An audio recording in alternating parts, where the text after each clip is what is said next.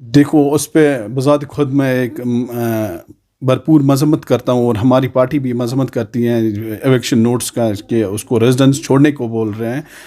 محبوبہ مفتی نے ایک بڑا کام کیا ہے پوری کنٹری کے لیے، اس کے خاندان نے، چاہے مفتی صاحب کو دیکھیں، مفتی صاحب بڑے قداور لیڈر رہے ہیں پورے ہندوستان میں، پورے کنٹری میں، وہ اس کنٹری کے، وہ ہندوستان کے ہوم منسٹر رہے ہیں، اور آج کی ڈیٹ میں ان کو بولا جاتا ہے، ان کے خاندان کو بولا جاتا ہے کہ آپ یہ اکاموڈیشن چھوڑیے۔ نو ڈاؤٹ اکاموڈیشن چھوڑنا کوئی بڑی بات نہیں ہے ان کے لیے بڑا مسئلہ اگر ہے، محبوبہ جی کے لیے اگر بڑا مسئلہ ہے تو وہ کشمیریوں کو لے کر ہیں، کشمیریوں کی عزت کو لے کر ہیں، کشمیر میں 370 اور 35 کو بحال ہونے کو لے کر ہیں۔ ہم چاہتے ہیں کہ 370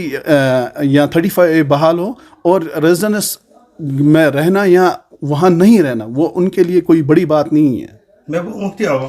دیکھیے آج کی ڈیٹ میں اگر آپ دیکھیں گے 2019 کے بعد کوئی بھی لیڈر اگر آپ کو کوئی دکھ رہا ہے محبوبہ جی کے بغیر جو کشمیریوں کی بات کرتا ہے یا کشمیریوں کی عزت کے بات کرتا ہے، تو مجھے آپ کہیں محبوبہ جی کے بغیر کوئی ایک لیڈر دکھائیے۔ اور اس کی وجہ یہ ہے محبوبہ جی پورے بی جے پی کے خلاف ہیں، پرٹیکولر ایک پارٹی کے خلاف ہے،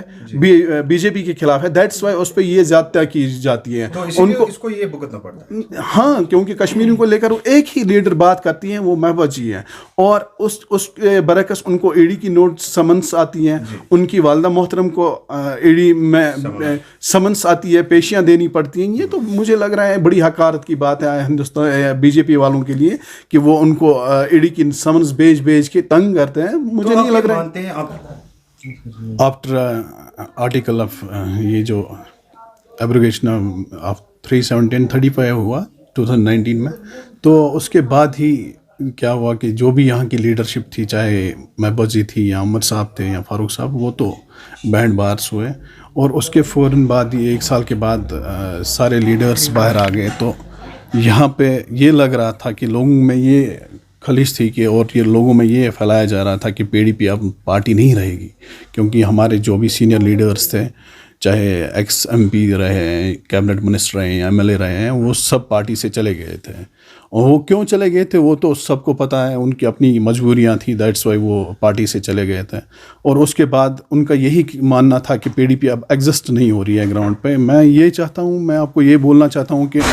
اس کے فوراً بعد ہی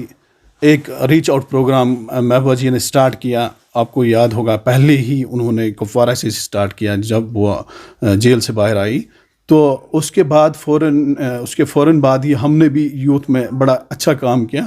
سب نے مل کے، میں نے ہی نہیں، خصوصاً میں یہ نہیں دعویٰ کر رہا ہوں کہ میں نے کوئی اچھا کام کیا، ہم سب نے مل کے اس میں محبوبہ جی کا بڑا امپورٹنٹ رول رہا ہے کشمیری یوتھ کو لے کے، جموں کشمیر کو لے کے، کہ جس نے بات کی، چاہے یوا کی بات کی، چاہے 370 کی بات کی یا 35A کی بات کی، اور کشمیریوں کی بذات خود کشمیریوں کی بات کی انہوں نے۔